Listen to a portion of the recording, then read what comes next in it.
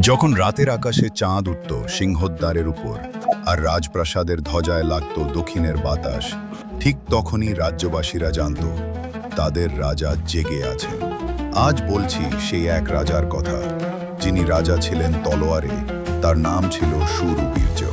এক সাহসী প্রজাবন্ধু, অন্যায়ের বিরুদ্ধে নির্ভীক এক পুরুষ। শৈশবে শূরবীর্য রাজা হয়েছিলেন ছোটবেলাতেই, পিতার আকস্মিক মৃত্যুতে।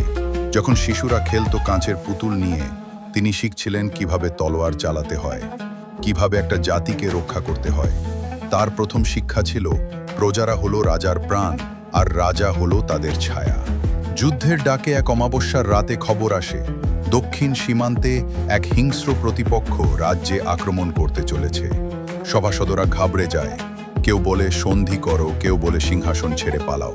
কিন্তু রাজা দাঁড়িয়ে বলেন, আমি যদি ভয় পাই, প্রজারা সাহস পাবে কোথা থেকে? তিনি নিজের হাতে পরেন লৌহবর্ম, মাথায় নয় মুকুট, তলোয়ারের ঝিলিক। যুদ্ধ পরদিন সূর্য উঠবার আগেই শুরু হয় রক্তাক্ত যুদ্ধ। ঘোড়ার পায়ের শব্দ, দোলের আওয়াজ, যুদ্ধের হাঁক, সব মিলে আকাশ যেন কেঁপে উঠেছিল।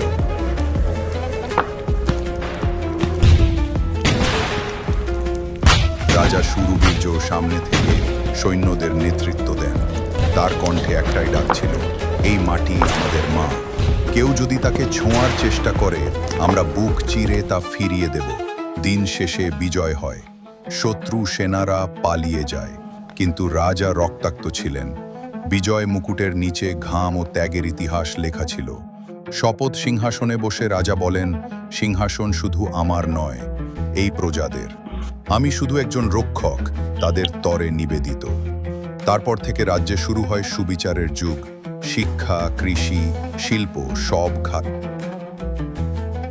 এরকম আরও লোমহর্ষক করা ইতিহাস জানতে আমাদের চ্যানেলটা সাবস্ক্রাইব করুন আর নিচের বেল আইকনটা বাজিয়ে রাখুন। ধন্যবাদ।